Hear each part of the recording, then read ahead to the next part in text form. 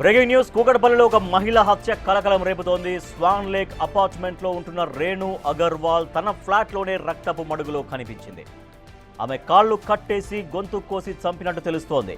పని మనుషులే దోపిడీ చేసి హత్య చేశారు. సంఘటనా స్థలానికి చేరుకున్న పోలీసులు క్లూస్ టీం దర్యాప్తు చేస్తున్నారు.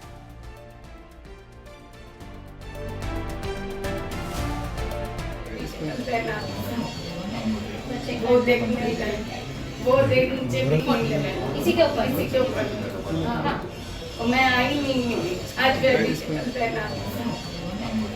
वो देख वो కూకట్పల్లిలో ఒక మహిళ హత్య కలకలం రేపుతోంది. స్వాన్ లేక్ అపార్ట్మెంట్లో ఉంటున్న రేణు అగర్వాల్ తన ఫ్లాట్లోనే రక్తపు మడుగులో కనిపించింది.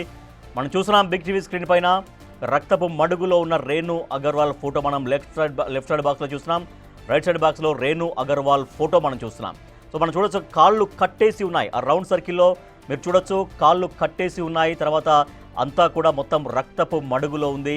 అయితే ఇంటిలో పనిచేసే పని మనుషులే దోపిడీ చేసి ఈ హత్య చేసినట్లుగా పోలీసులు భావిస్తున్నారు. మరింత సమాచారాన్ని మా ప్రతినిధి విజయ్ అందిస్తారు. విజయ్, ఈ హత్య ఎప్పుడు జరిగింది?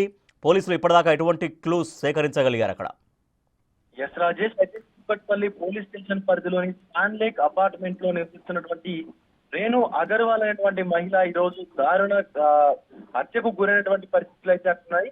సో స్థానికంగా ఈ ఘటన ఒక్కసారిగా కూడా తీవ్ర కలకలం రేపింది. అయితే తన ఇంట్లో పనిచేస్తున్నటువంటి యూపీకి చెందినటువంటి హర్ష, అలాగే జార్ఖండ్ కి చెందినటువంటి రోషన్ అనేటువంటి ఇద్దరు పని వాళ్ళే ఈ యొక్క దారుణ ఘటనకు పాల్పడినట్టుగా కూడా కొంత ప్రాథమిక సమాచారం అయితే అందుతా ఉంది. దీనికి సంబంధించి ఘటనకు చేరుకున్నటువంటి క్లూస్ టీం ఇప్పటికే ఆధారాలను కూడా సేకరిస్తా ఉన్నారు. మరొక పక్క హత్యకు గల కారణాలను కూడా పోలీసులు అయితే విశ్లేషిస్తా ఉన్నారు. సో ముఖ్యంగా దోపిడీ చేసిన తర్వాత తనను హత్య చేసినట్టుగా పోలీసులు అయితే ఒక నిర్ధారణకు వచ్చినట్టుగా తెలుస్తా ఉంది. ప్రాథమికంగా రేణు అగర్వాల్ యొక్క కాళ్ళు చేతులు కట్టేసి ఇంట్లో ఎవరూ లేనటువంటి సందర్భంలో రేణు అగర్వాల్ ని హత్య చేసినట్టుగా తెలుస్తా ఉంది.